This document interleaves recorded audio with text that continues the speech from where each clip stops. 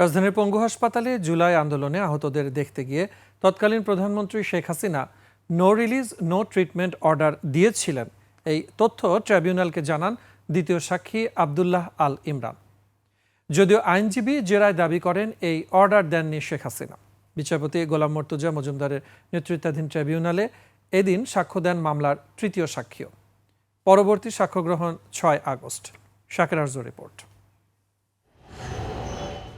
সোমবার দুপুর 11:30টায় শুরু হয় শেখ হাসিনা সহ 3 আসামির বিরুদ্ধে জুলাই গণহত্যা মামলার দ্বিতীয় সাক্ষীর সাক্ষ্য গ্রহণ। এদিন সারাদিন আদালতে উপস্থিত থেকে সাক্ষ্য ও জেরা শুনেন এ মামলায় গ্রেফতার একমাত্র আসামি সাবেক আইজিপি চৌধুরী আবদুল্লাহ আল মামুন। শেখ হাসিনার বিরুদ্ধে ট্রাইব্যুনালে প্রথম এই মামলার দ্বিতীয় সাক্ষী আব্দুল্লাহ আল ইমরান এদিন জানান, কোটা বিরোধী আন্দোলনে গত বছর 19 জুলাই তিনি হাঁটুর নিচে গুলিবিদ্ধ হন। এরপর কয়েকটি হাসপাতাল ঘুরেন। তিনি বলেন, নিটোর পঙ্গু হাসপাতাল পরিদর্শনে গিয়ে Sheikh Hasina no release no treatment order দেন। উনি মনে করেছিলেন যে হয়তো চিকিৎসা হবে, কিন্তু পরবর্তী যে অবস্থাগুলো দেখেছেন উনি, তাতে ওনার কাছে মনে হয়েছে যে নো রিলিজ নো ট্রিটমেন্ট অর্থ হচ্ছে যে রিলিজও দেওয়া হবে না, ট্রিটমেন্টও দেওয়া হবে না। সাক্ষ্য শেষে তিনি শেখ হাসিনা, আসাদুজ্জামান খান কামাল ও চৌধুরী আবদুল্লাহ আল মামুনকে পঙ্গুত্বের জন্য দায়ী করেন। কিভাবে ঘটনা ঘটেছে তার পূর্ণ বর্ণনা ট্রাইব্যুনালে দিয়েছেন।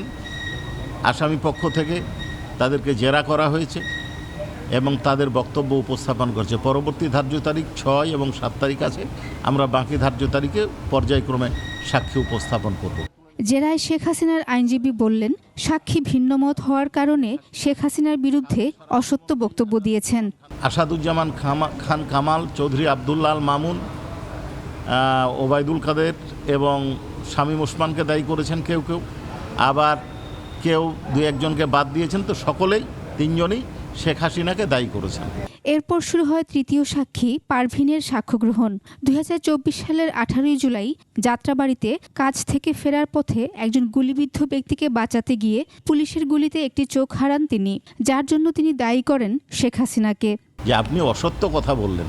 তখন উনি বললেন যে আমার 2টো সন্তান আছে, একটা 9 বছর, একটা 4 বছর, তারা আমাকে দেখতে পাবে না, আর আমি অন্তঃসত্ত্বা। আমি এই অবস্থায়, অর্থাৎ গর্ভ অবস্থায় কিভাবে মিথ্যা কথা বলব?